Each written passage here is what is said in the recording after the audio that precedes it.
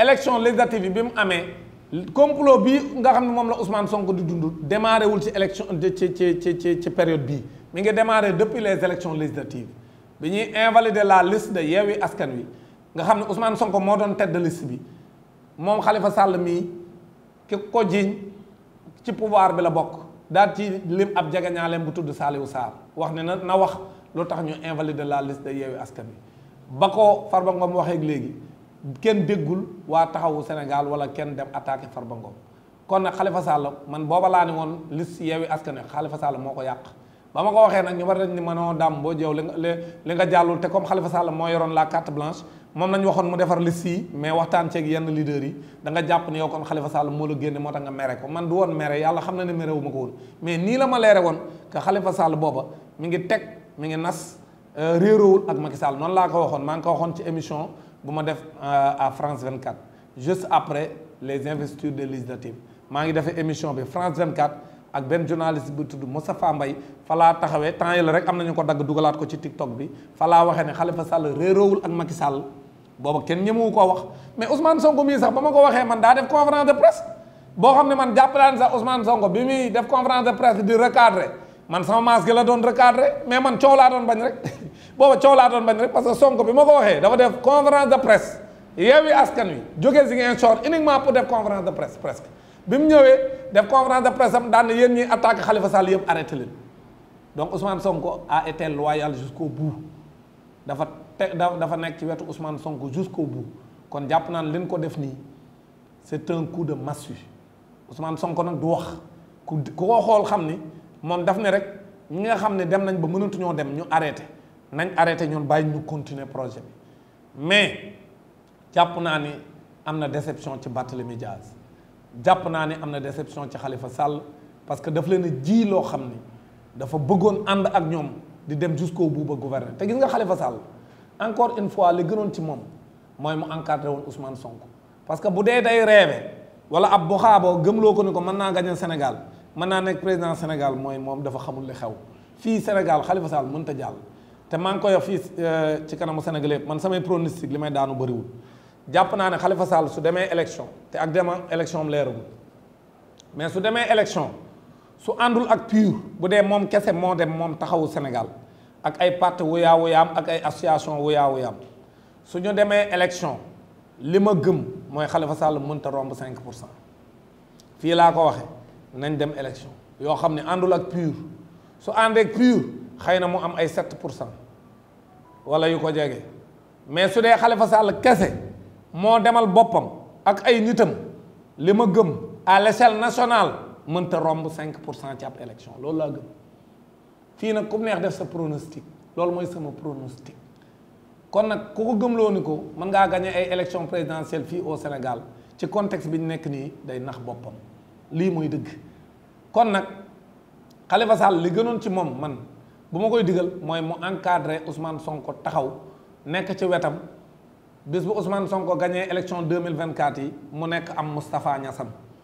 parce que léegi moom ay atam foofu la toll xëy na amul at yu toll ne Moustapha Niass mais day nekk am Moustapha Niass Ousmane Sonko maanaam ñëw toog ci wetam mu jox ko assemblée nationale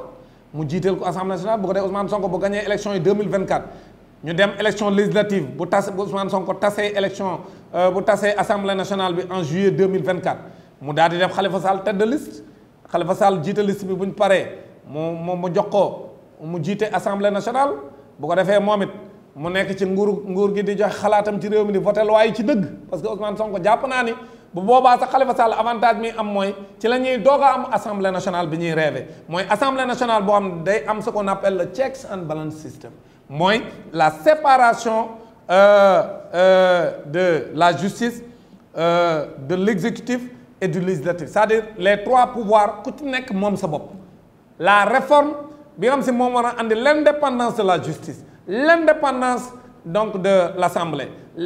exécutif taxawee na la ku ci nekk di doxal li nga war a doxal loolu jàpp naa ne Ousmane Sonko incha allah bu jëlee nguur gi loolu lay doxal parce que loolu la Sénégalais yi bëgg te moom loolu gëm naa ne dina ko def parce que bokk na ci projet am moom la teg parce que li mu dund nii jàpp naa ne moom pour corriger ko dina xam ne li koy corriger mooy ñu tegaat lépp ci dëgg te comme moom leer na ma ne ñëwul pour nguuru ak ñëw pour sàcc alalu Sénégal bu ñëwee loolu da koy def parce que koo xam ne protéger woo sa bopp protéger woo say jegeñaale leer na ma ne man Ousmane Sonko ni ma ko gisee bu jëloon nguur gi en 2024 et bu ko jëlee en 2024 jàpp naa ni bu ñu demee élection ci kàttanu yàlla mooy jël nguur gi en 2024 moom Ousmane Sonko frère am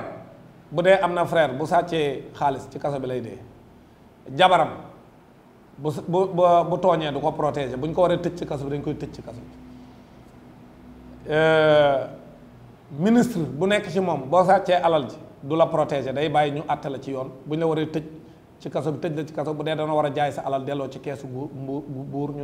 ñu jaay sa alal delloo ci keesu buur kon koo xam ne la bu ñëwee tey du protéger kenn fii ku fi yaakaar ni Ousmane Sonko bu ñëwee da lay protéger wala da lay tatagal da ngaa xamul c'est-à-dire l'ère Ousmane Sonko mooy nekk benn changement de paradigme boo xam Sénégal di dugg ci beneen ère de normalité boo xam ne lépp day teguwaat ci dëgg lépp teguwaat ci yoon kon nag Khalifa Sall chance boobu la amoon maanaam encadré Ousmane Sonko bu ko defee bu ñu demee à des élections libres et transparentes en 2024 Ousmane Sonko gagné haut la main moom Khalifa Sall mu def ca contribution bu ko neexee sax day ñëw ànd ca mouvance ba rek mais mouvance ba day déclenché wu ku ca ànd ak ku ca àndul ku ca teg sa loxo ku ca tegul sa loxo ci kàttanu yàlla li yàlla décidé moom noppi na te ku gis ni politique bi dox xam ne Ousmane Sonko moom majoritaire au Sénégal bu ko defee loolu moo gënoon a sedd ci Khalifa Sall bu ko defee ñi ànd ak moom ku ci mel ne Barthélémy Dias ñu mel noonu daañ mën a nekk ay ministre ci gouvernement Ousmane Sonko loolu moo gënoon ci ñoom fuuf li ñuy def nii parce que li ñuy def nii mooy Macky Sall day dee waale leen Macky Sall va quitter le pouvoir te day yóbbaale waa Yewwi Askan Wi ñi nga xam si ñoo nekk ci ay tappale ci Yewwi Askan Wi bien sûr waa Taxawu Sénégal Macky Sall daf leen nar a yóbbaale yéen waa Wallu Sénégal Macky Sall daf leen nar a yóbbaale parce que yéen sax man gisuma seenum candidat parce que yéen seen candidat bi Karim Wade même bu fekkente ni l'article 28 29 bi nga xam si moom lañ modifié à l'Assemblée nationale da koy permettre mu am droit nekk candidat à l'Assemblée nationale nekk candidat à l'élection présidentielle de 2024 waa léegi boo nekkee candidat te nekkoo ci liste électeurs yi nooy nekkee candidat moom Karim Wade nekkatul ci liste électeurs yi dañ ko caa dindi waa léegi bu ñu la dindee ci liste électeurs yi te yow inscription sur les listes tëj nañ ko léegi ñoom fu ñuy inscrire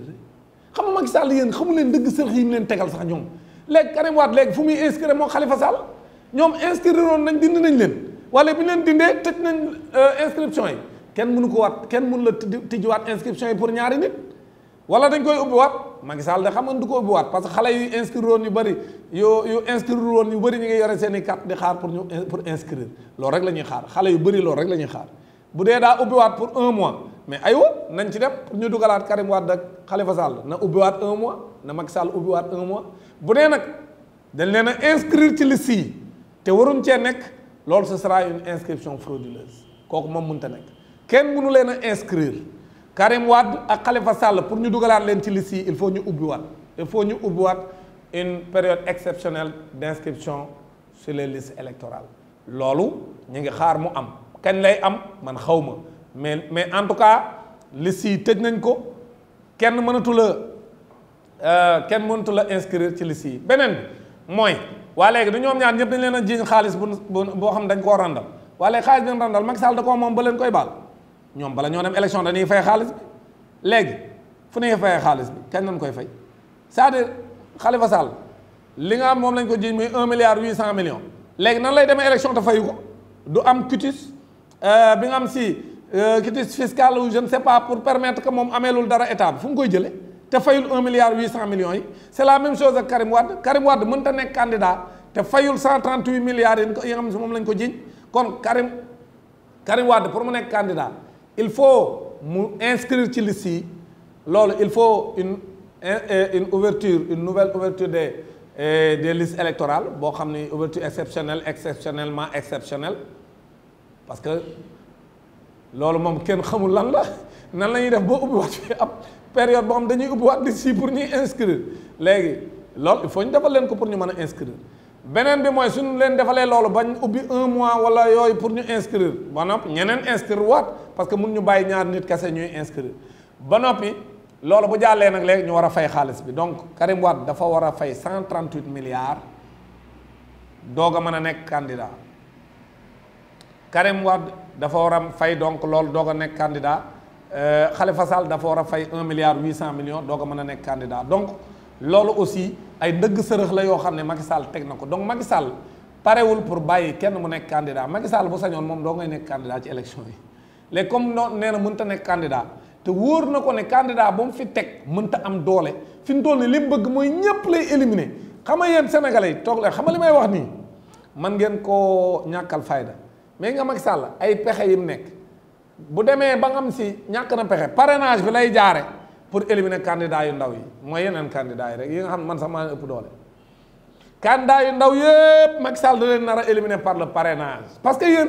le simple fait que mu am parrainage am na benn waay bu ne ma non léegi parrainage bi wàññi nañ ko gi nga parrainage bi Macky Sall bu ne woon 1000 parrain nga soxla day bàyyi ba nga déposé 1000 parrain mun la am manqué na benn c'est Macky Sall ku bëgg a éliminer du ci nombre bi xam nga ñii dañoo desee xam Macky du nombre bi moo ci am solo c'est le principe dès l'instant que yéen waa opposition bi xeexu leen bañ dindi fi parrainage bu leen sonal seen bopp du ngeen nekk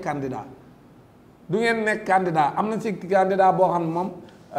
lay cëpp googu ma mujj a dégg mooy jaaykatu ginaar bi mooy gi nga xam moom day jaay ginaar ndaw soos nga xam si moom day jaay ginaar ñëw ni nekk ne parce que jaay na ginaar ba amee milliard moom ak waajuram léegi ñoom nee nañ day nekk candidat léegi nañ leen def ñoo ñëpp kenn du ci nekk candidat léegi Macky Sall xam nu mu nar a def ñëpp ñi déposé pour nekk candidat mooy 46 personnes yi nga xam mi ngi circulé ci net bi y a 46 personnes yoo xam nee nañ dañuy nekk candidat 46 yëpp kenn du ci nekk candidat parce que ñoom ñëpp da leen di éliminer par ay parrainage c'est-à-dire da ngeen a wëndeelu ci àll bi dem ay njeng jaw dem Kabatoki dem Faylaar dem Oussouye dem Efok dem Siré Thiambe dem Walalde wëndeelu ba sonn wut seeni parrain ba sonn te su ngeen ñëwee da leen di éliminer Macky Sall da leen di éliminer yéen ñëpp kenn du ci nekk candidat ci parrainage bi la koy jaare pour éliminer leen te yéen da ngeen a waroon a xeex pour parrainage bi ñu jële ko fi xeexu leen nag di seetaan parce que yéen ñëpp yéen a ngi seetaan pour ñu éliminer benn candidat bi ngeen ragal maanaam opposition beeg pouvoir beeg ñëpp koo ci dégg daan voilà nous demandons des élections libres transparentes et inclusives bi nag mooy Ousmane Sonko la ñuy wax mais ñoom ñëpp bañ sañoon ñu éliminer Sonko ñoom ñëpp ñu éliminer Sonko la ñuy rêvé mais yéen la Macky Sall njëkk a éliminer te yëngagu leen ko yéen moom Macky Sall éliminer leen bu yàgg yéen kay participer Sonko moom yéen ñëpp xam ngeen ni kenn mënu koo tee participer ci kàttanu yàlla parce que Sonko tant que peuple bi ñu ngi ci wetam kenn mënu koo tee bokk ci élection yi tant que le peuple sénégalais mi ngi taxaw fi mu taxaw ne Ousmane Sonko dara mënu koo tee nekk candidat ñun moom lañ bëgg a dénk sunum réew la majorité des sénégalais di kii dafa war a nekk candidat nga ni du fi nekk candidat képp ku bëgg jàmm ci réew mi doo def loolu